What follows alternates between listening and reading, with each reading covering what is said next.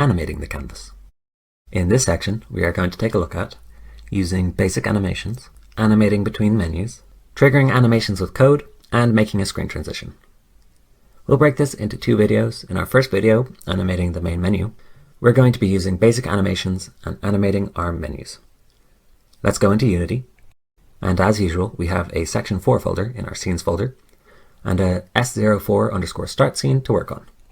Open that up and expand our menus object in the project hierarchy. We're going to start looking at animations. So we have our animations window open here. I'm going to drag this onto the same panel as the game window, so we've got a little more space. And we're going to be making some basic animations to transition between our menus. We can do this by clicking on the top level menus object and going to the animations window. Then clicking the create button. This will bring up a window asking us to save our first animation clip and our animator component for our menus. We'll put it in UI, Animations, and create a new folder for menus here. Just call it Main Menu. These animations are going to be quite simple. They're going to be states. So we're just creating simple single frame animations that define where everything should be when we're showing each menu. We'll create a clip for each of the menus. On the main menu, we'll add a property, main menu object, rect transform component, anchored position property. We can delete the second keyframe that Unity creates for us, and click the drop down to see the values of the menu's positions. We're going to leave this as is for this clip, and add the property for each of our other menus. So we'll do the same for new game screen, load menu, and options menu. Add their rect transforms anchored position.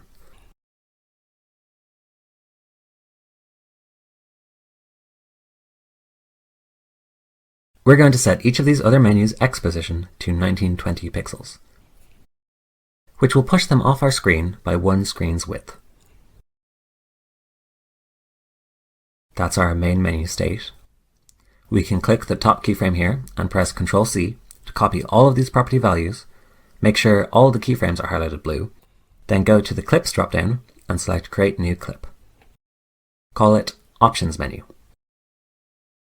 And paste the properties into the timeline by clicking up where the top keyframe is and pressing Ctrl+V. Now we have the same values, and we can change this so that the main menu has the X value of 1920 and the options menu has one of 0. We can do this same process for each of our menus, so create a new clip for new game screen, paste in our keyframes, and set the main menu to 1920 and the new game screen to 0. And we'll do the exact same for the load menu. We want to set all of our menus to be in their correct position when the game starts. So select the new game screen, load menu, and options menu. Toggle off the big red circle record button in the animations window so that the values we change aren't being tracked, and set the three menus to active. Also move them to 1920 in the X so that they're in the same position as the main menu clip.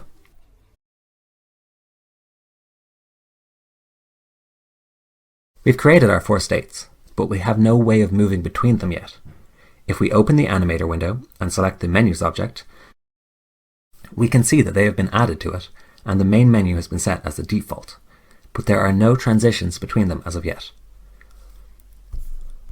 To allow our menu to animate between these states, we need to create transitions, and we want to allow them to change from any of the other states.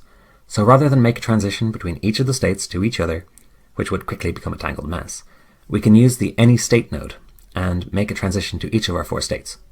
Right-click the Any State node and select Make Transition, then click the state that we want to transition to. We need to allow ourselves to trigger these transitions. Go to the Parameters tab and add a new trigger for each transition. Call them Main Menu, Options Menu, New Game Screen, and Load Menu. These lines with arrows going between states represent the transition between clips. So click the first one and add a condition over here in the Properties window, which will automatically be set to our first parameter, the main menu trigger. We also want to set the transition duration, or how long it will take in the settings submenu. So expand that and set the property to 1, which will be 1 second. We're going to do the same thing for each of these 4 transitions, So go to the Options transition and add the Options menu trigger condition. Set the duration to 1. Do the same for the New Game screen, and the same again for the Load menu.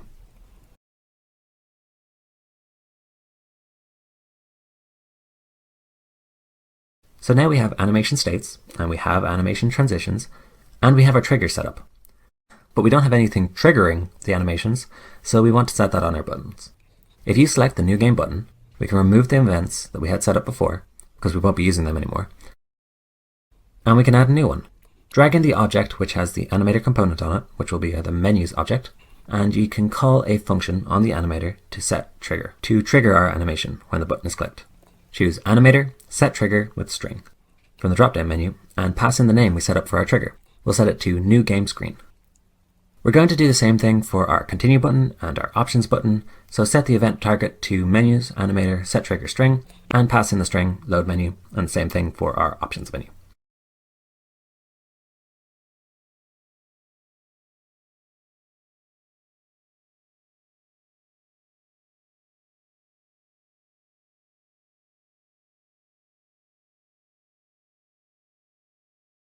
And the last thing, we'll go to our Load menu and our Options menu and set the trigger to animate back to the main menu on their Back button and their Save button respectively.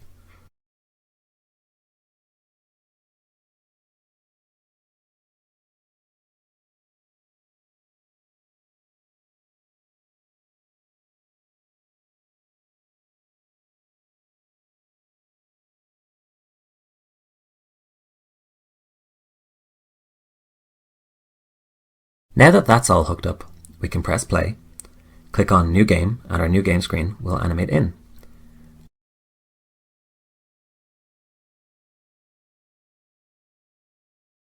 Turn off and on play mode again, because we don't have a button going back to the main menu from there. And when we press the Continue button, our Load menu will animate in. When we press back, our main menu will animate back. And we can do the same thing with the Options button and the Save button. And that is the basics of animating the UI. It uses the full animation system as animating regular game objects in Unity, so you could take this further and make it a lot more complex. One thing you could try yourself is setting the active state of the other menus once they animate out, having a clip for each different menu. You could set the main menu to animate out to the left instead of the right, or have each menu come in from a different side of the screen.